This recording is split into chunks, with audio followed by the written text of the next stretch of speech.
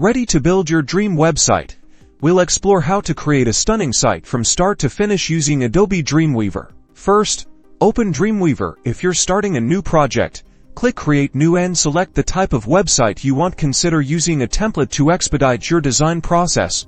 Explore Dreamweaver's templates. Choose from pre-designed options to match your style and structure. Preview different templates and choose the one best suited for your website's vision. Customize your chosen template. Modify text, images, colors, and layouts directly in Dreamweaver. Click to edit elements and drag and drop to rearrange content. Simply edit the text by typing. Add features to your website. Use the Insert panel to add navigation bars, contact forms, galleries, and more. Preview frequently to ensure proper function. Save your website. Dreamweaver organizes your content with HTML files and linked assets. Upload your website to make it public. Dreamweaver can handle publishing your site now. Get started building your website with Dreamweaver's power.